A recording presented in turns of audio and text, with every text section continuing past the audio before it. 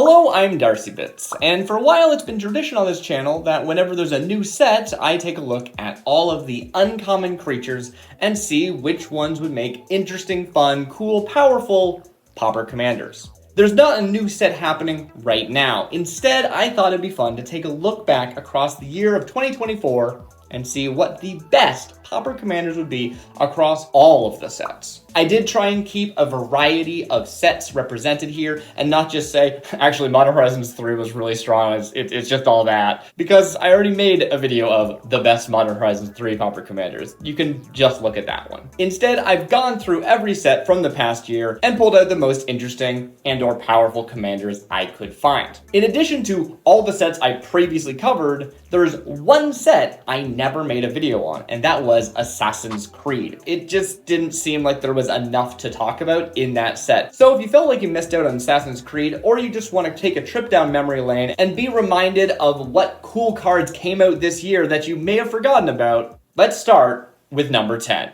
Cactusfolk Sure Shot. Cactusfolk Sure Shot is a 4-mana red and green 4/4 plant mercenary from Outlaws of Thunder Junction. It has reach and ward 2, and at the beginning of combat on your turn, other creatures you control with power 4 or greater gain trample and haste until end of turn. I like this card a lot. It opens up a lot of lines that are very cool, and it encourages you to be building a strong, wide board, but still decently strong, so it's not just go as wide as you can with 1/1 tokens. I think it supports a really interesting playstyle that deserves to have a strong commander and is going to be one. And with that ward, it is much more annoying to get rid of. Number 9, Ertha Jo, Frontier Mentor. Ertha Jo is a 4-mana red and white 2/4 core advisor, also from Outlaws of Thunder Junction. When Ertha Jo, Frontier Mentor, enters the battlefield, create a 1/1 red mercenary creature token with tap. Target creature you control gets +1/+0 until end of turn, activate only as a sorcery. Whenever you activate an ability that targets a creature or player, copy that ability. You may choose new targets for the copy. I still absolutely love this card. It just opens so many doors to be able to double up on your activated abilities. There's not one way to build this deck. Number 8, Patched Plaything. Patched Plaything is a 3-mana white 4/3 artifact creature toy from Duskmourn.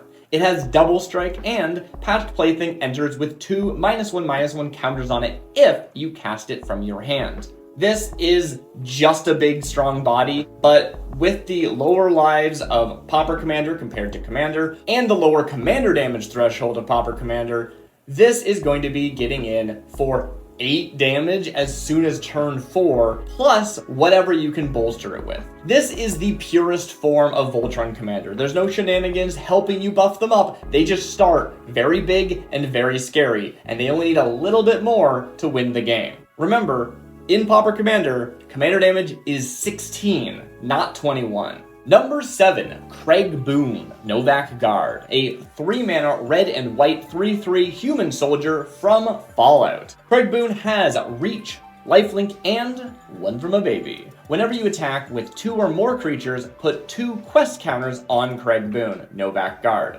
When you do, Craig Boone deals damage equal to the number of quest counters on it to up to 1 target creature, unless that creature's controller has Craig Boone deal that much damage to them. A very strong aggro game plan in red-white, plus a lot of lifelink coming in because that ping damage is going to be healing you, since it is damage that comes from Craig Boone. Because of the way they're worded, you don't even need to be attacking with Craig Boone, you just need to be attacking with 2 or more creatures, which can include Craig Boone or not. This means if you're playing creatures on turn 1, turn 2, you can have Craig Boone trigger on the turn he enters the battlefield, even without having to give him haste. From then on, you just keep stacking these quest counters. Number 6 is Heartfire Hero. Heartfire Hero is a 1-mana red 1/1 mouse soldier from Bloomborough. Heartfire Hero has Valiant. Whenever Heartfire Hero becomes the target of a spell or ability you control for the first time each turn, put a +1/+1 counter on it. When Heartfire Hero dies, it deals damage equal to its power to each opponent. In my original Bloomborough video, this card actually made it onto the honorable mention section, not into the main list. Instead, I represented this same effect with the Seedglaive Mentor. Even though the Seedglaive Mentor gives you access to white mana, and it comes built in with Vigilance and Haste, which are very strong effects for this kind of Voltron commander, I've since then come around on the efficiency of a 1-mana commander and the threat of that death trigger, dealing damage to each of your opponents. Number 5, Crime Novelist. Crime Novelist is a 3-mana red 1/3 Goblin Bard from Murders at Karlov Manor. It reads, whenever you sacrifice an artifact, put a +1/+1 counter on Crime Novelist and add red. Similarly to the last one, this is going to grow itself, but I don't see it as a Voltron commander nearly as much. You could definitely go that route, using that red mana to fuel more and more powerful equipments and auras and stuff like that to really make them a threat, but I see them much more as a ramp commander. You are going to be playing treasures, you're going to sacrifice them for 2 mana because they're normal plus the red, and ramp into some very powerful scary threats. And other than just being a very strong effect in itself, it means you have a lot of versatility in how you build this deck. You can go a lot of different directions when your goal is just ramping. You can ramp into whatever strategy you want to do. Number 4, Shao Jun. Shao Jun is a 3-mana blue and red 3/3 human assassin from Assassin's Creed. Shao Jun has Leap Strike. As long as it's your turn, Shao Jun has Flying and First Strike, as well as Rope Dart. Tap 2 untapped artifacts you control. Shao Jun deals 1 damage to each opponent. I largely missed the Assassin's Creed set. Gave it a glance, didn't think there was enough to talk about, didn't make a video. So I'm very glad to have found her in this revisit to the Pauper Commanders from 2024. Oftentimes I find single damage ping not very interesting, but the idea of this archetype, of being able to set up all of these artifacts that can then ping your opponents every turn, is really cool. Even if you remove Shao Jun, you cast her again for 5, and all of those artifacts are still sitting there able to be tapping and pinging face. Additionally, the threat of a flying first striker is just generally good. This is going to let you be able to get damage in early and finish off people when the ping damage has just barely not gotten there. Number 3, Metastatic Evangel.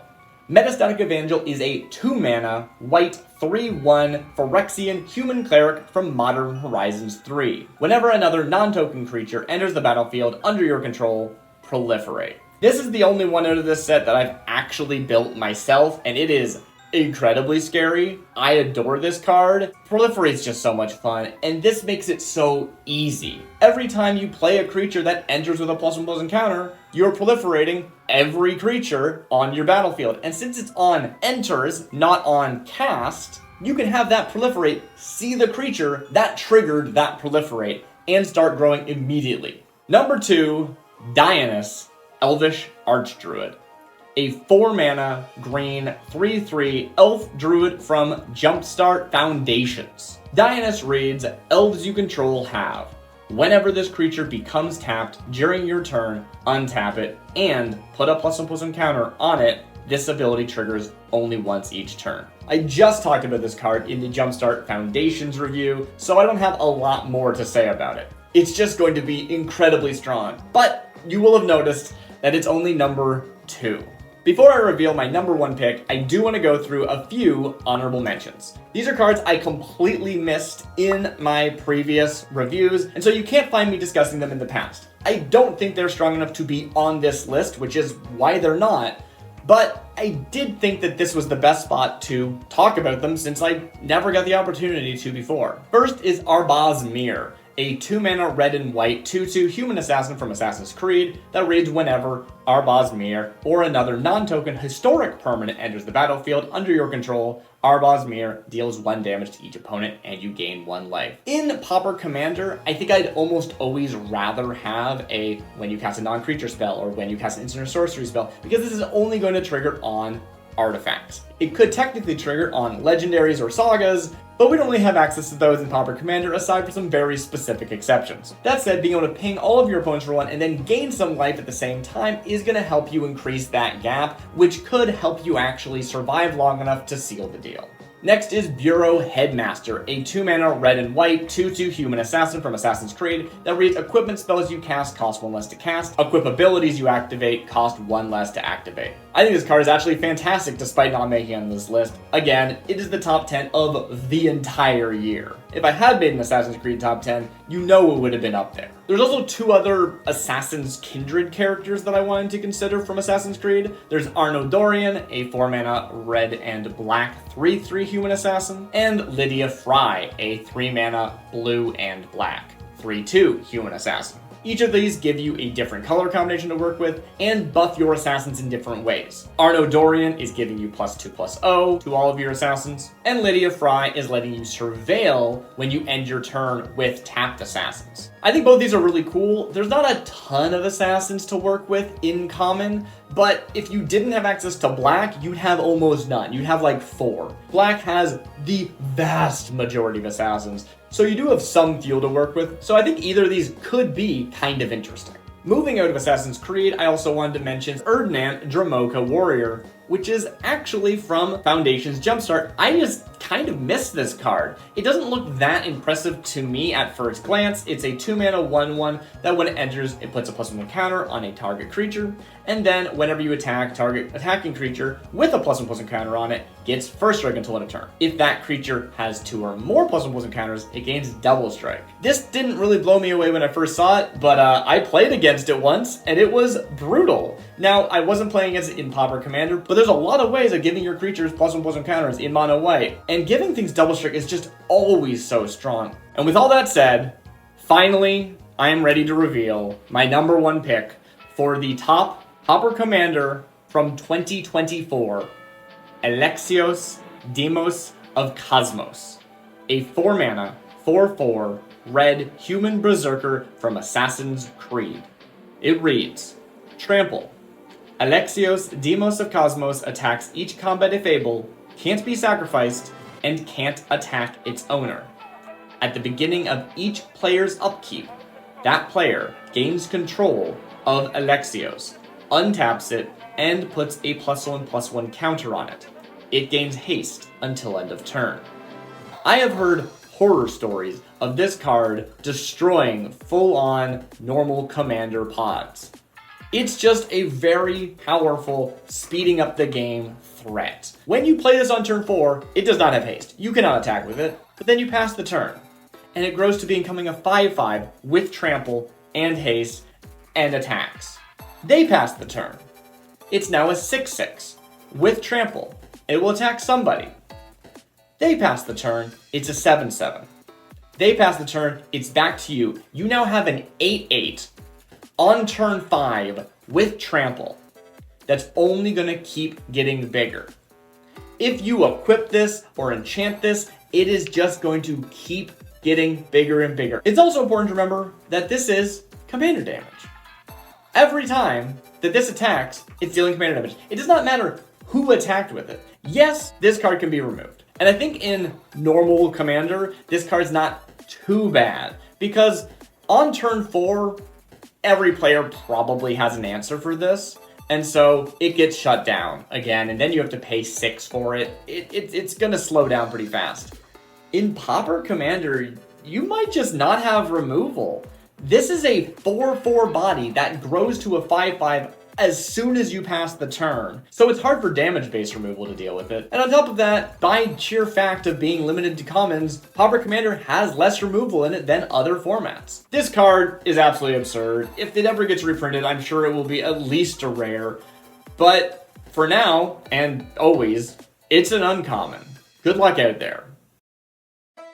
Red had an absolutely busted year. You'll notice that 6 of my top 10 are red in some capacity on this list. Just absolutely destructive powerhouses, and maybe that's because the power of sheer damage is much more obvious to our brains, and maybe there's something I really overlooked. Have a good night, everyone. I hope you enjoyed your 2024, and I hope you have a great 2025. I will see you when the next set comes out, and there's more Pauper Commanders to talk about. But until then, I try and put out a new video every week, usually custom Magic videos, speculation for Magic's future, or review videos like this one. Have a good night. I'll see you next time.